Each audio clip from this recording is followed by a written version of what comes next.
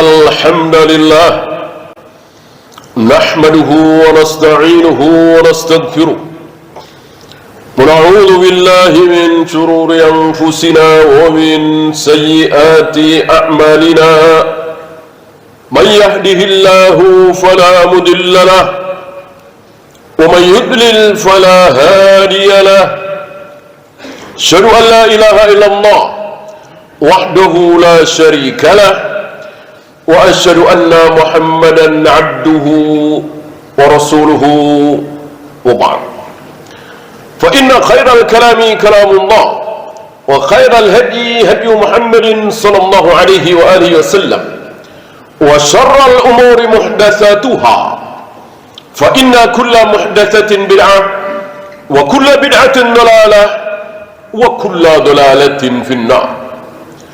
Jamaah azzakumullah, setiap kali antum transaksi dengan perjanjian, di mana ketika antum untung dia pasti rugi, ketika dia untung antum pasti rugi, maka tidak syak lagi ini adalah qimar, maisir, judi, rijsun min amal syaitan, najis perbuatan syaitan. Hati-hati, maka jangan sampai mengikat sebuah perjanjian yang apabila antum untung pasti dia rugi, dia untung pasti antum rugi. Ambil contoh asuransi.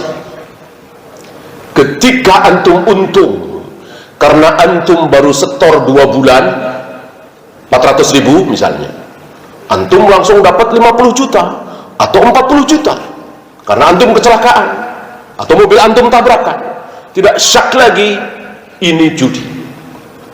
Sebaliknya, jika antum rugi, antum bayar 200.000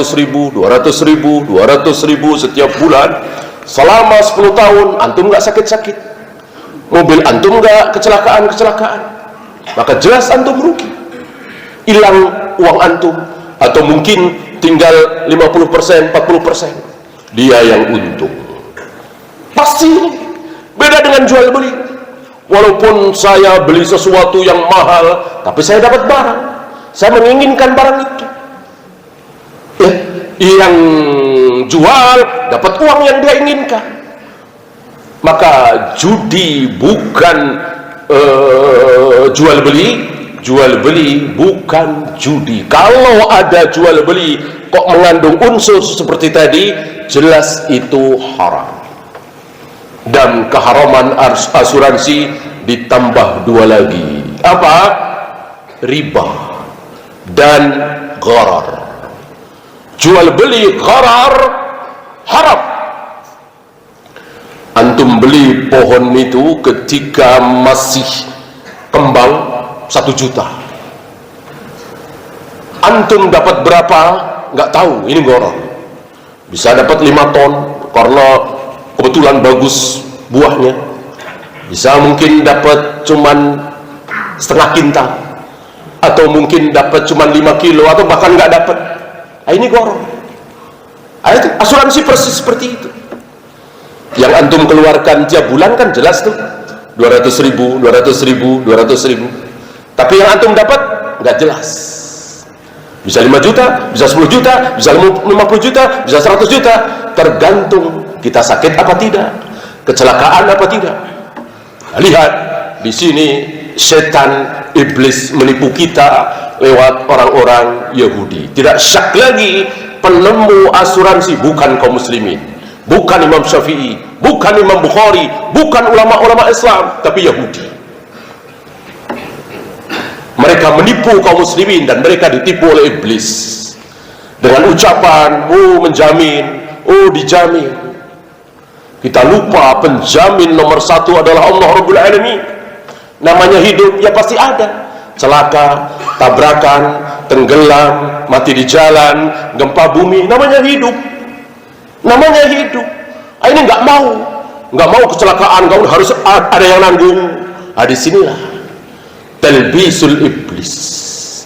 Kita dicekoki dari kecil, hampir hari ini mau jual beli, mau ini, mau itu, segala macam, semua harus ada asuransi.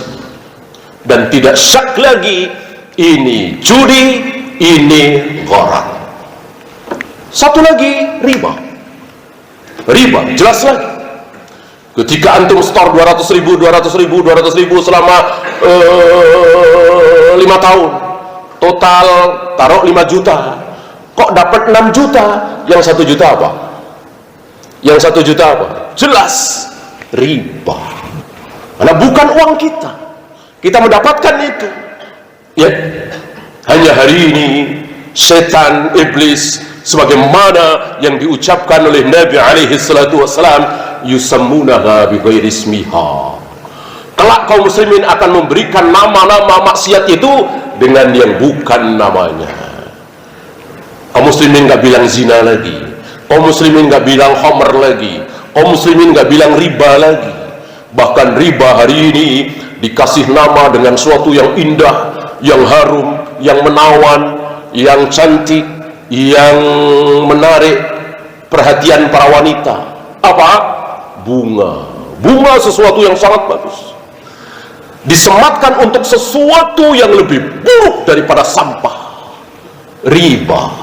Maka sudah saatnya kita kembali sebagaimana yang Nabi ucapkan. Zina bilang zina, khamr bilang khamr, judi bilang judi, jangan dirubah-rubah. Pelacur bilang pelacur. Siapa yang mengatakan pelacur, riba, zina? Allah dan Rasulnya. Justru bukan pelacur. Pelacur, zina, kata-kata ini adakah di komplek pelacuran? Nggak ada. Nggak ada. Di komplek pelacuran yang mayoritas di situ pelacur, adakah kata-kata pelacur di situ, tulisan pelacur? Inilah tempat melacur, inilah tempat pelacuran. Nggak ada. Ya, si fulan pelacur baru di sini, nggak ada. Diganti namanya, diganti yang indah, diganti yang bagus, istilah demi istilah. Ketika istilah itu sudah mulai kasar, sudah mulai nggak enak didengar telinga, seperti dulu pernah disingkat WTS, akhirnya semua orang tahu WTS kasar, nggak enak, diganti PSK, nanti diganti lagi, Allah dan Rasulnya nggak suka. Katakan pelacur, katakan zina, katakan riba, katakan khamr, agar panas telinga kaum muslimin, agar jauh. Para ulama yang mengucapkan zina, khamr, para ulama mengikuti Allah dan Rasulnya. Justru pelacur, orang yang melacur, nggak pernah ngomong seperti itu. Sudah lama nggak berzina nih, mari kita berzina, nggak ada.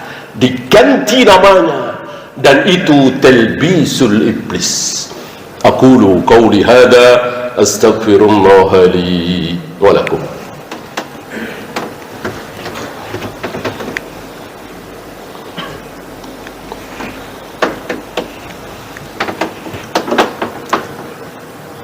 Alhamdulillah hamdan katsiran tayyiban mubarakan fih kama yuhibbu rabbuna wa yarda. Asyhadu an la ilaha illallah wahdahu la syarika lah wa asyhadu anna Muhammadan abduhu wa rasuluhu wa ba'd. Ayuhal ikhwah, apa yang diucapkan oleh Allah dan Rasulnya, para sahabat, para tabi'in, atba'ut tabi'in, para imam kita mengikuti apa yang tidak pernah diucapkan oleh Allah dan Rasulnya, walaupun itu sebuah kebaikan, para ulama menghindari. Maka para ulama menghindari kata-kata seperti minal aizin wal faizin wa kullu amin wa antum bi khair. Para ulama menghindari ini karena ucapan ini tidak datang dari Rasul dan para sahabat.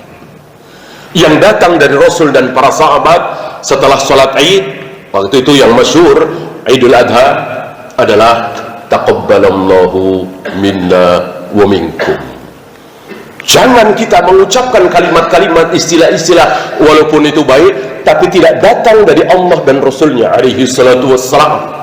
Ini sekedar kalimat, sekedar ucapan, apalagi perbuatan, apalagi ibadah, apalagi sholawat, apalagi melempar jumroh, mencium hajar aswad, yang tidak ada contoh sama sekali dari Rasul dan para sahabat. Hindari, walaupun sholat, Pernahkah Rasul dan para sahabat sholat nisfu Sya'ban? Pernahkah Rasul dan para sahabat mengajarkan selawat nariyah? Rasul dan para sahabat nggak kenal selawat nariyah, selawat al-fatih, selawat tibul qulub. Yang dikenal oleh Rasul dan para sahabat adalah selawat Ibrahim. Atas pertanyaan langsung dari sahabiyun jalil, yang oleh Nabi, kalau ada Nabi setelah aku, dia akan jadi Nabi. Siapa? Umar bin Khattab, asli Arab Quraisy, tidak berani ngarang salawat, tidak berani menggubah salawat. Umar bertanya kepada Nabi, ya Rasulullah, kaifa nusalli alaik? Ya Rasul, bagaimana cara kami bersalawat kepada engkau? Dijawab oleh Nabi, Allahumma salli ala Muhammad wa ala ali Muhammad kama sallaita ala Ibrahim wa ala ali Ibrahim, terus sampai innaka Hamidum Majid. Satu-satunya salawat yang diajarkan oleh Nabi alaihi salatu wassalam kepada umat ini lewat Umar. Sekali berumar, Arab Quraisy tidak berani menggubah, mengarang salawat. Sekarang hari ini, lihat yang di Jawa Timur, yang di Jawa Tengah, yang di Madura, yang berani-beraninya menggubah salawat untuk Nabi sallallahu alaihi wasallam, sementara Umar tidak berani. Dan ketika ditanya, Nabi tidak menjawab. Kamu kan udah dewasa, kamu tahu bahasa Arab, kamu Quraisy, masa nggak bisa ngarang sendiri salawat untukku? Tidak. Justru Nabi mengajarkan. Dengan Nabi mengajarkan, menunjukkan bahwa Nabi tidak mau ada salawat lain selain yang diajarkan oleh Nabi alaihi salatu wassalam. Allahumma salli ala Muhammad wa ala ali Muhammad kama sallaita ala Ibrahim wa ala ali Ibrahim innaka Hamidum Majid.